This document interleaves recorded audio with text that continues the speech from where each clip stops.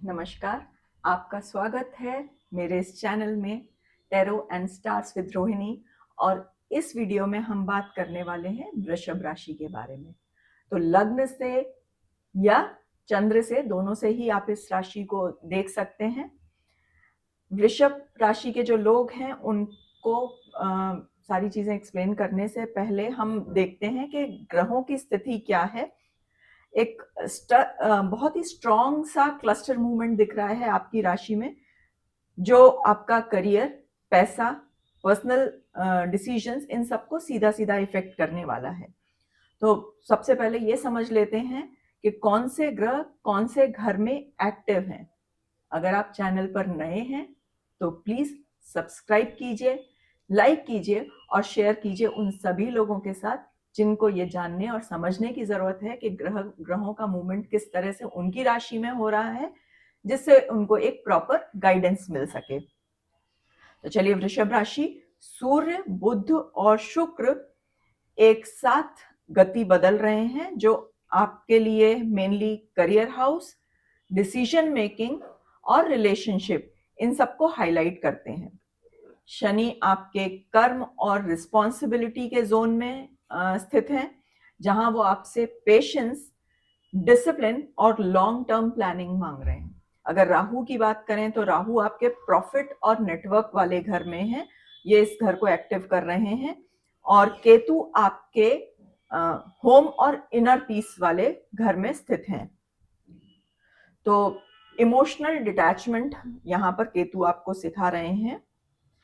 मंगल आपकी daily routine, health, इन सब चीजों पर असर डाल रहे हैं, इसलिए एनर्जी आपकी इस मंथ में हाई रहेगी, पर इरिटेट हो सकते हैं आप। तो इसका मतलब है कि फेब मंथ दिखने में बहुत शांत है आपके लिए, लेकिन अंदर से काफी एक्टिव और डिसीजन ओरिएंटेड महीना है। चलिए, इन प्लैनेट्स के बेसिस पर अब एक साथ हम हाउस वाइज डिटेल्स देख लेते हैं कि किस तरह से कौन से हाउस को कौन सा ग्रह अफेक्ट कर रहा है। तो फर्स्ट हाउस होता है आपका खुद का, आपकी पर्सनालिटी का, आपकी सेल्फ इमेज का। तो फेब में आप खुद को ज्यादा प्रैक्टिकल और सीरियस महसूस करेंगे। ग्रहों की स्थिति ये दिखाती है कि आप इमोशनल रिएक्शंस थोड़े से कम करने वाले हो। हर चीज को आप पहले समझना चाहेंगे और उसके बाद डिसीजन आप लेंगे। आपको लगेगा कि मैं पहले से ज्यादा शांत हो गया हूं, थोड़ा सा कंट्रोल्ड वे में रिएक्शन देता हूं। लेकिन ये पॉजिटिव साइन है ये सारे। आप इम्पल्सिव होने की जगह, इम्पल्सिव डिसीजन लेने की जगह आप मेच्योर रिस्पॉन्स देना सीख रहे हैं। तो ये महीना आपके लिए मेच्योरिटी वाला मंथ है, जो आपको और मेच्योर कर रहा है। सेकंड हाउस की बात करें तो सेकंड हाउस होता है पैसे का, परिवार का और आपकी वाणी का। तो यहाँ बुध का प्रभाव दिख रहा है।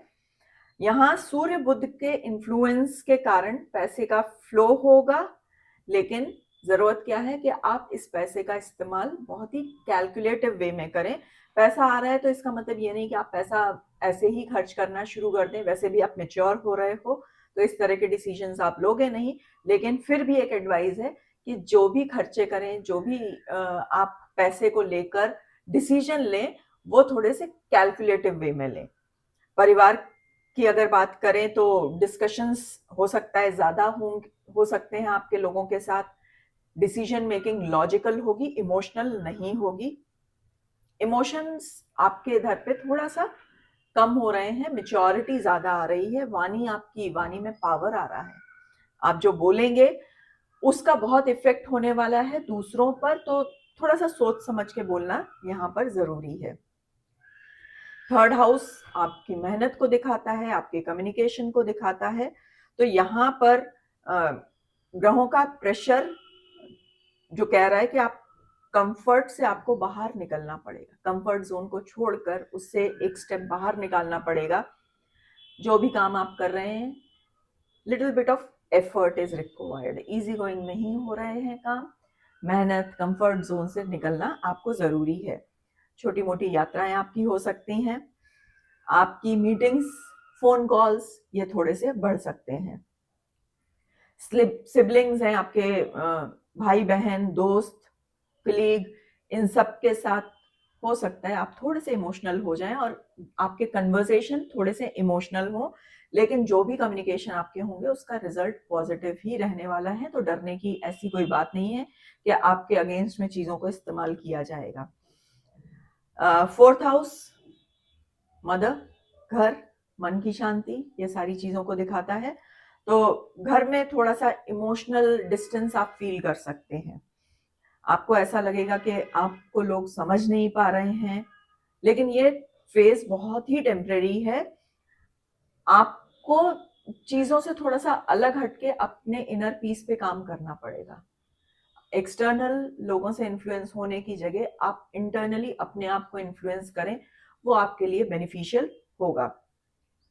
कई बार केतु के प्रभाव की वजह से थोड़ा सा डिटैचमेंट आ जाता है, ईगो वर्सेस इमोशन का क्लैश हो सकता है, लेकिन अगर शांति चाहते हैं तो ईगो को त्यागना पड़ेगा और इनर पीस पे काम करना पड़ेगा।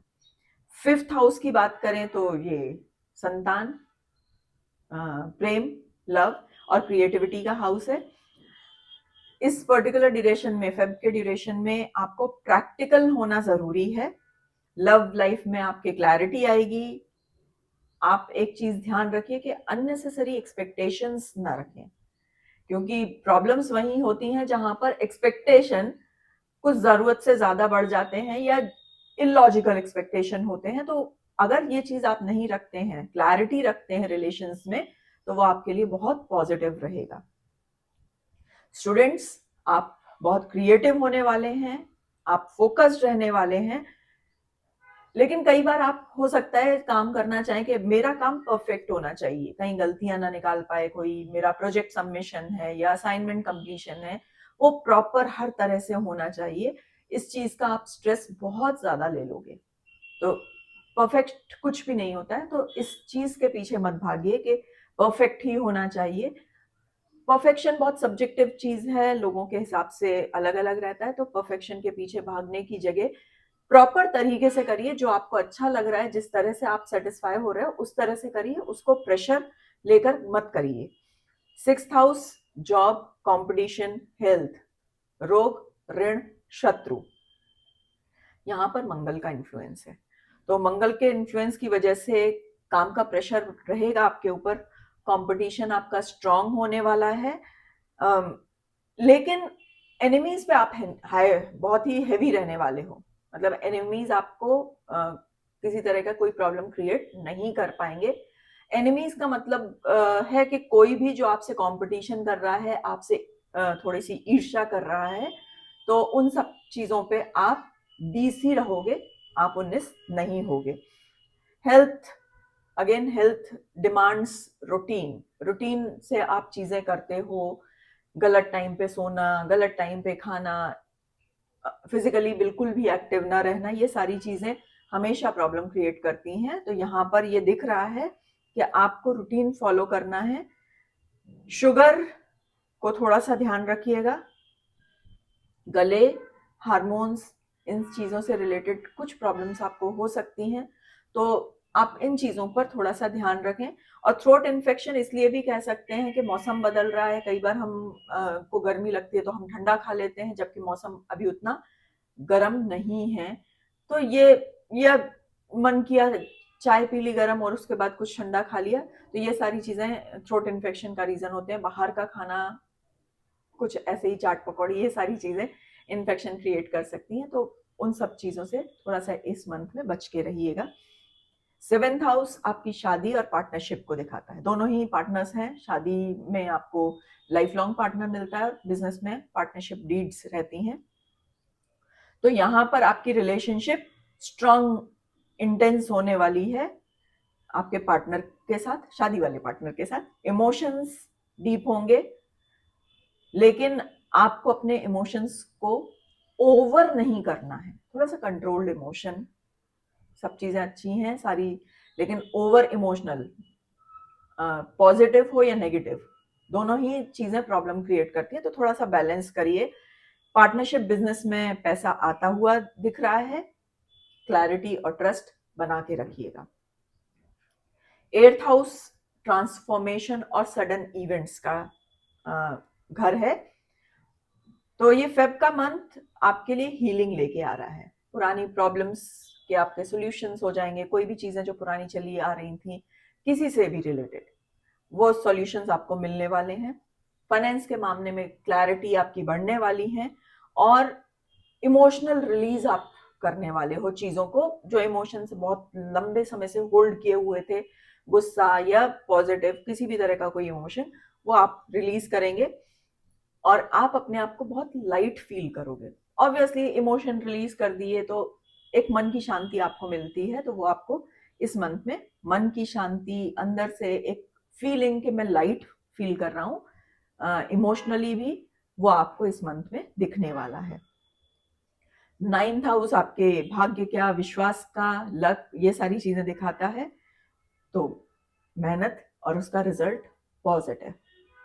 बिना काम करे कुछ नहीं मिलेगा, तो यहाँ पर भी मेहनत के साथ अगर काम करेंगे तो लक आपके फेवर में ही जाएगा। ऐसा नहीं होगा कि आप मेहनत करते जा रहे हो, उसके रिजल्ट्स नहीं मिल रहे हैं। मेहनत अगर की है, सीरियसली अगर काम किया है, तो उसका फल आपको जरूर ही मिलेगा। आप अपनी लाइफ के मीनिंग के बारे में सोच सकते हो, तो ये कह सकते हैं कि स्पिरिचुअल ज्ञान आपको प्राप्त हो सकता है। स्पिरिचुअल ज्ञान का मतलब हिमालय पे जाके बैठ के तपस्या करना नहीं है। आप क्या हो, क्या कर रहे हो, क्या करना चाहते हो, एक कहते हैं ना बिगर पर्पस ऑफ लाइफ, उसके बारे में कहीं से कोई एक विचार आ सकता है। तो एक शुरुआत हो सकती है आपकी इस मंथ में। 10th हाउस की बात करें तो ये करियर का हाउस है, तो आपके नए आइडियाज, क्रिएटिविटी यहाँ पर बढ़ने वाली है। लेकिन आप सोच तो बहुत कुछ रहे हो, एग्जीक्यूशन उसमें आप शायद स्लो हो सकते हो, तो यहाँ पर एग्जीक्यूशन पे ध्यान देने की जरूरत है। आइडियाज तो आपको पहले भी आते हैं, अभी भी आ रहे होंगे, लेकिन आप उनमें से कितने आइडियाज को एग्जीक्यूट कर पाए हो, इस चीज को थोड़ा सा ध्यान से सोचिए। तो एग्जीक्यूशन पे थोड़ी सी मेहनत करने की आपको जरूरत है। अथॉरिटीज के साथ जाके सीधे भिड़ मत जाइएगा, क्योंकि कई बार कई चीजों में अथॉरिटी आपको टेस्ट करती हुई दिख रही है। और ये वैसे भी फेब का मंथ मार्च अप्रैल के लिए प्रिपरेशन का मंथ होता है। जनरली जो प्रमोशंस के डिसीजन होते हैं वो मार्च अप्रैल में आते हैं। तो फेब में अगर आप वैसे भी कुछ उल्टा सीधा काम करोगे, बॉस से लड़के आ गए, उसके और चीजों को नजरअंदाज कर रहे हो, ध्यान नहीं दे रहे हो, तो प्रमोशन पे इफेक्ट आ सकता है ना। लेकिन अभी जो बॉस आपको टेस्ट कर रहे हैं वो आपके प्रमोशन के लिए बेस बना रहे हैं। 11th हाउस आपके लाभ का घर है, नेटवर्किंग, ये सारी चीजें दिखाते हो।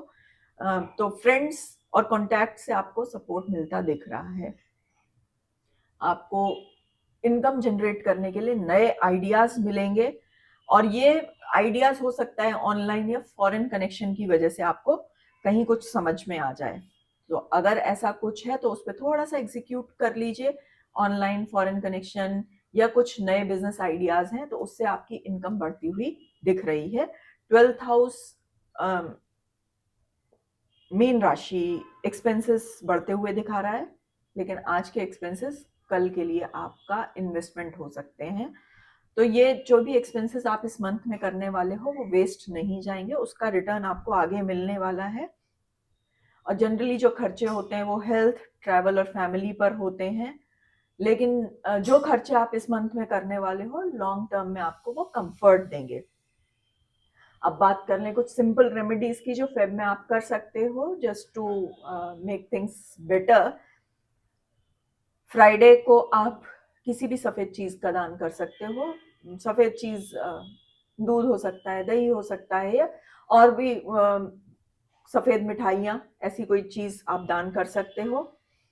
लाइफस्टाइल को थोड़ा सा चेंज करिए, अपनी लाइफस्टाइल को थोड़ा सा इजी गोइंग बनाने की जरूरत है।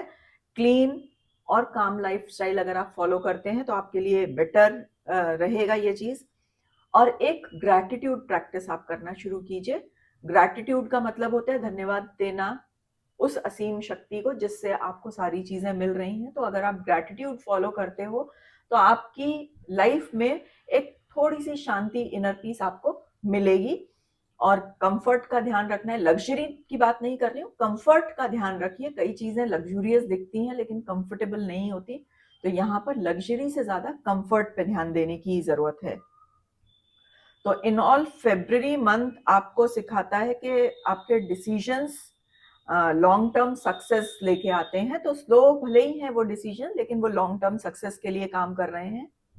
अगर आपको वीडियो समझ में आता है, आप रेजोनेट करते हैं, तो प्लीज वीडियो पर कमेंट जरूर कीजिएगा, क्योंकि आपके कमेंट्स हमको एक आइडिया देते हैं कि किस तरह से एक्सप्लेनेशन को बेटर बना सकते हैं, क्लियर बना सकते हैं, जिससे ज्यादा से ज्यादा लोगों तक वो पहुंचे। तो please do comment, like, share and subscribe tarot and stars with Rohini.